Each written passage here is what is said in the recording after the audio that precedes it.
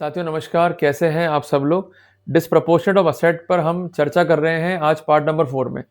Topic बहुत महत्वपूर्ण है और कई बार क्वेरी भी आई है आपकी, जिस कारण मैंने सोचा कि भाई इसको लेक्चर फॉर्म में जो है रिकॉर्ड किया जाए। लेक्चर हो 5 मिनट्स के आसपास, ताकि आपका टाइम भी जो है ज़ाया नहीं हो और आप एज सुन एज पॉसिबल जो है तैयारी कर सकें और अपना इफेक्टिव डिफेंस जो है रिकॉर्ड पर रख सकें। एक नोटबुक ले आइए विद पेन और पेंसिल। अब जो है अपन नोट करते हैं कुछ कैटेगरीज को जो बहुत महत्वपूर्ण है। कई बार ऐसा होता है कि हमें गिफ्ट मिला है मैरिज में, क्लियर है। ये गिफ्ट कैसा होगा, या तो होगा कैश, नगद जो है मिला, या होगा ज्वेलरी। तो अगर इस तरह का पैसा अगर शादी में आया है या कोई सोना जो है शादी में आया है, क्लियर है, तो ये बेसिकली एक असेट है। पर चूंकि इनकम नहीं है, असेट है, तो इनका कहना क्या होता है कि देखो साहब घर से मिले 5 लाख रुपए, 10 लाख रुपए। अब आप क्या बोलोगे, साहब शादी में आए थे, शादी करी बच्चे की, उसमें जो है पैसा आया था।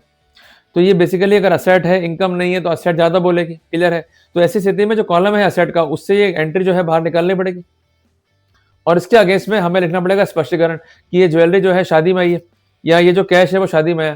पर एक बार जो है ध्यान रखिएगा कि चूंकि आप जो है असेसी है, तो ऐसी स्थिति में बर्डन जो है आपके ऊपर है। आप ही को ये प्रूव करना पड़ेगा कि ये मैरिज में दिया गया पैसा है by the way of gift और काइंड, या ये जो ज्वेलरी हमारे पास में है ये हमें मिली है मैरिज में या मिली है by the way of custom. अगर आप ये प्रूव नहीं कर सकते हैं तो वहां पर आपको नुकसान जो है खाना पड़ जाएगा। एक बात ध्यान रखिएगा कि जो विशिष्ट फैक्ट नॉलेज में है अक्यूज के, वो उसको जो है साबित करने हैं। इसके अलावा पीएमएलए कानून है जिसका सेक्शन है 24, जो ये कहता है कि बर्डन जो है असेसी पे, अगर असेसी कोई स्पेसिफिक तर्क लेके आ रहा है तो बर्डन उसके ऊपर है, उसको ये प्रूव करना होगा। अगर आप ये कह रहे हो कि मैरिज में कैश मिला है तो आपको प्रूफ जो है पेश करने पड़ेंगे। आप ये कहते हो कि मैरिज में जो है हमें मिली है ज्वेलरी, तो उसका भी जो है आपको प्रूफ पेश करना होगा। अगर प्रूफ नहीं है तो वहां पर आप जो है नुकसान खा जाएंगे। इसके अलावा क्या होता है कि हम लेते हैं लोन अपने किसी फ्रेंड से, ये होता है प्राइवेट लोन। इसका भी प्रॉपर डॉक्यूमेंट जो है फाइल करना पड़ेगा आपको। अगर प्रॉपर डॉक्यूमेंट फाइल पे नहीं है तो आपको जो है नुकसान खाना पड़ सकता है। इसके लिए एक सामान्य लिखापढ़ी भी हम जो है पेश कर सकते हैं। इसके अलावा महत्वपूर्ण डॉक्यूमेंट्स क्या है कि जो कंसर्न लोन लिया है आपने, अगर उसको शो कर दिया रिटर्न्स में और अप्रूवल मिल गया है by the concern income tax department as per section 143 of IT act, तो डॉक्यूमेंट जो है रिलेवेंट है, इसे कंसीडर कर सकते हैं। जिस बिंदु पे जजमेंट है ऑनरेबल सुप्रीम कोर्ट का, जिसका दिनांक है 4 दिसंबर 2024, इसको जो है आप लोग नोट डाउन कर लो। कुल मिलाकर के हम ये कह सकते हैं कि हमने प्राइवेट लोन लिया है फ्रॉम फ्रेंड्स और फ्रॉम रिलेटिव, तो बर्डन जो है हमारे ऊपर है। हमको ये कंसर्न केस जो है प्रूव करना होगा कि हमने हमारे रिलेटिव से या हमारे फ्रेंड से जो है लोन लिया है, ये पैसा लोन का है। तो ऐसे सिनेरियो में जो फंड फ्लो का रिसोर्स है, अगर लोन है तो बर्डन जो है आपके ऊपर है। अगर प्रूफ नहीं है तो वहां पर आपको जो है ट्रबल फेस करना पड़ सकता है। इसलिए लिखापढ़ी जरूर करें। और इसके अलावा जो कंसर्न फ्रेंड है उसके भी बयान आप जो है पेश कर सकते हैं ऑन रिकॉर्ड, ताकि आपको जो है फायदा वहां पर मिल जाए। इसके अलावा कई बार ऐसा हो सकता है कि आपको जो है गिफ्ट मिला फ्रॉम रिलेटिव, या आपको कोई गिफ्ट मिला है मैरिज पे या बर्थडे पे या कोई सोशल ओकेजन पे। तो ऐसे सिनेरियो में आपको ये शो करना होगा कि ये कंसर्न गिफ्ट जो है हमें दिया गया है किसी विशेष पर्व के ऊपर या on contest of special occasion. अगर आप इस बारे में प्रूफ नहीं रख पाते हैं तो आपको फायदा नहीं मिल पाएगा। कुल मिलाकर के नटशेल में मैं ये कह सकता हूं कि the said transaction must be supported with the specification of donor. अगर डोनर का जो है स्पेसिफिकेशन नहीं है तो वहां फायदा नहीं मिलेगा। मान लीजिए घर पे आपको मिली है घड़ी, अनुमानित कीमत उसकी 10,000 रुपए, तो 10,000 रुपए डाल देंगे असेट में। इसका इनकम क्या है, वो तो है ही नहीं, तो असेट जो है बढ़ता जा रहा है।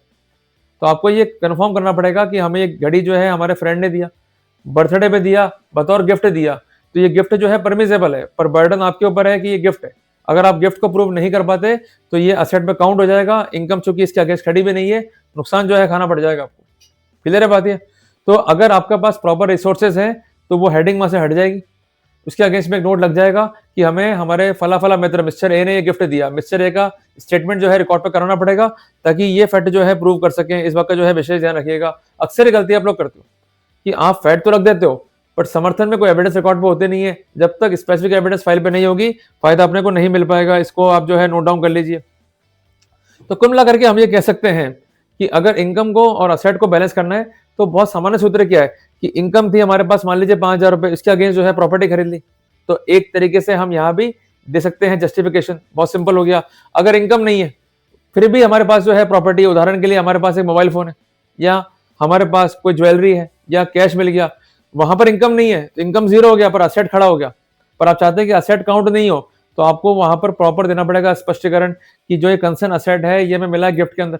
और अगर आप ये कहते हैं मिला है गिफ्ट में तो बर्डन जो है आपके ऊपर है, आपको जो है प्रमाण देना होगा। अगर प्रमाण नहीं दे पाए तो वहां पर आप जो है नुकसान खा जाएंगे। क्लियर हो गया अपने को? तो मैंने कुल मिला करके इन 4 क्लासेस स्पेसिफाइड टू यू कि रिसोर्सेज क्या हो सकते हैं जिसके जरिए हम फंड को रेस करेंगे। तो जब भी आप लोग अकाउंटिंग कर रहे हैं तो जो ये बेसिक प्रिंसिपल्स हैं इसको ध्यान में रखिएगा ताकि आपको दिक्कत ना हो। अगर आपका अकाउंटिंग का प्रिंसिपल ठीक है, आप तरीके से अकाउंटिंग कर रहे हैं, तो निश्चित तौर पे जीत जाओगे। अगर अकाउंटिंग ही गलत करोगे तो वहां पर आप जो है हार जाओगे। क्लियर है बात ये? तो कुल मिलाकर के जो सामान्य नियम थे concerning the income and raising of funds वो मैंने आपको स्पष्ट कर दिए। कोई भी क्वेरी है आप लिख सकते हैं कमेंट बॉक्स में और इसका मैं जवाब देने का जो है प्रयास करूंगा एज पर माय कैपेबिलिटीज।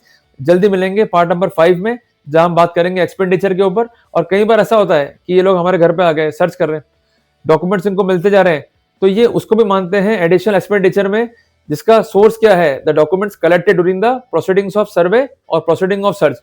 तो अगर ऐसा भी है तो हमें करना क्या है और किस प्रकार जो है प्रोसीड करना होता है, ये हम डिस्कस करने वाले हैं पार्ट नंबर 5 के अंदर।